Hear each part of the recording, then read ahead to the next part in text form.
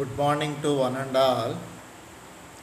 Today our topic is band theory of solids. Band theory of solids. See the introduction of band theory of solids. Generally we know chemical substances are three states. One is solid state, second one is liquid state, third one is gaseous state. In this video we discuss solid state. Solid state, the atoms are arranged in close packing arrangement. In liquid state, the atoms are freely moved. In gaseous state, the atom's distance is very high when compared to liquid. In this video, see, in solids, the atoms are arranged in a systematic space lattice, and each atom is influenced by neighboring atoms. Each atom is influenced by neighboring atoms. The closeness of atoms result in the intermixing of electrons of neighboring atoms. The closeness of atoms results in the intermixing of electrons of neighboring atoms. Okay, here atoms are arranged in a systematic space lattice and each atom is influenced by neighboring atoms. Okay, that is the solid state. See, generally the solid state substances are three types. One is conductors, semiconductors, insulators. First of all, see insulator. Based upon energy is in y-axis. On the x-axis, band's position. Okay, here in an insulator, the forbidden gap is very large and in general is more than 3 electrovolts. In between the valency band and conduction band, the forbidden gap is very large, in general is more than 3 electrovolts. More than 3 electrovolts. In this between gap is very high in insulator material. That is more than 3 electrovolts gap. Next one, no electron is available for conduction. In insulator material, there is no electron is available for conduction. Next one, large amount of energy is needed to move electron from valency band to conduction band. Here, whenever the valency band electron is jumps to conduction band, we require large amount of energy. That is the insulator character. Large amount of energy is needed to move electron from valency band to conduction band. Next one, see semiconductor character. In semiconductor character, the forbidden gap is very small at 0 Kelvin. The conduction band is empty and the valency band is completely filled. Here in semiconductor, the forbidden gap is very small at 0 Kelvin. It's around 0.7 electrovolts in germanium, 1.1 electrovolts in silicon, that's enough. 0.7 electrovolts in germanium, 1.1 electrovolts in silicon. Okay, the forbidden gap between valency band to conduction band. In the case of semiconductor, the valency band is completely filled. Conduction band is the vacant band. Conduction band is empty. Valency band is completely filled. When a small amount of energy is supplied, the electrons can easily jump the forbidden gap. Whenever we supply small amount of energy, the electron is easily jumps from valency band to conduction band. The conductivity of a semiconductor is of the order of 10 square Mohs meter inverse. 10 square Mohs meter inverse, where Mohs is nothing but ohm opposite. Ohm opposite is Mohs. That is, ohm inverse is nothing but Mohs. This is the semiconductor condition. See conductor character. In conductor, there is no forbidden gap. This conductor, there is no forbidden gap. The valency band and the conduction band, the electrons moves from valency band freely enter into the conduction band due to overlapping of bands. Here valency band, here conduction band, there is no forbidden gap. That's why the electrons are easily moves from valency band to conduction band. Therefore, very low potential difference can cause continuous flow of current.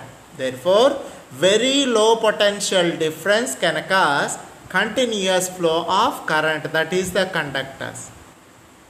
See, electrons and holes in semiconductor. Electrons and holes in semiconductor.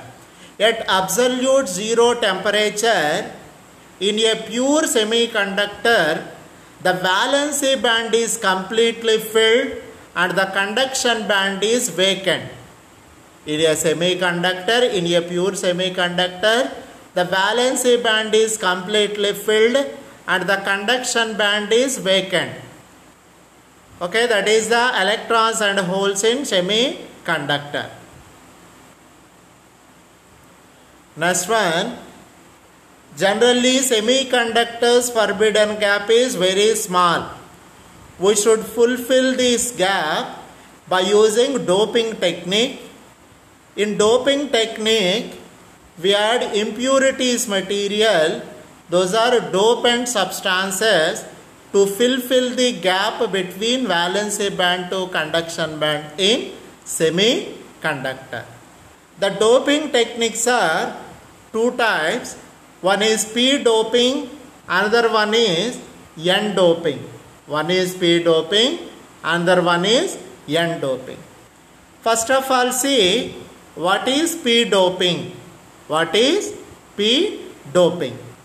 Here in P doping, group 13 atoms added to the silicon material to create hole because of these atoms have 3 valency electron. Group 13 atoms. Group 13 atoms is nothing but boron family. Boron family. Boron family elements are added to the silicon material. Silicon material. Here silicon is the semiconductor material. Silicon or germanium, these two are best semiconductor materials. Group 13 atoms added to the silicon material which creates hole because of these atoms have 3 valency electrons. These atoms have 3 valency electrons. These are the trivalent impurities. Tri means 3. 3 valency electrons, that's why trivalent impurities.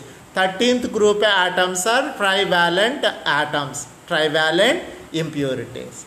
Here example boron. Boron is the example of P doping, a dopant material. Next one, see N doping technique. In N doping technique, group 15 atoms added to the silicon material. Group 15 atoms added to the silicon material to create extra surplus electron. Because of these atoms have 5 valency electron. Group 15 atoms are pentavalency impurities. Pentavalency means 5 valency electrons in its level. Group 15 atoms are added to the silicon material. It creates a extra surplus. Because of silicon valency is 4 electrons, but we should add 5 electrons. There is an excess electron. That excess electron is nothing but extra surplus electron.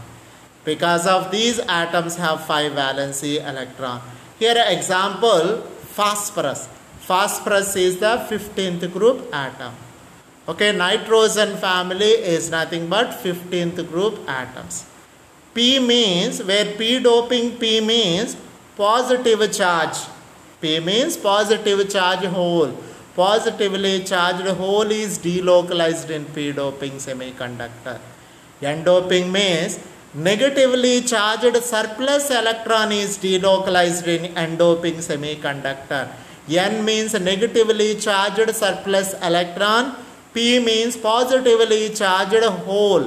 That is the P doping and N doping. We should see the diagrammatical representation. Formation of P-type material. These are all silicon atoms. Okay, silicon valency is 4 valency. Okay, we should add boron impurity. That is the 13th group element. Boron valency is only 3 valency. Okay, these are the 3 valency, 3 bonds form. There is a 1 deficiency valency. These deficiency valency to form a hole, that is the missing electron. Hole is missing electron, that is the deficiency of electron, that is missing electron. This positive charge is delocalized entire P-type material, that is P-type semiconductor. See, N-type semiconductor. In N-type semiconductor, these are all silicon material, silicon atoms. Silicon atoms added to phosphorus. Here, phosphorus is the pentavalent impurities. Phosphorus is pentavalent impurities. We should add phosphorus impurities to the silicon material. Here phosphorus having 5 valency electrons, but our favorable electrons are only 4 electrons. It's already formed 4 bonds. There is a 1 excess electrons, that is the extra electron. Extra electron means surplus electron. These surplus electron, these negative charge electrons mobilized entire the N-type material, that is N-type semiconductor material. That's enough. These are the doping technique and solid states, conductor, semiconductor, insulator. Once again I revise the topics present in this video. Okay, here our topic is band theory of solids.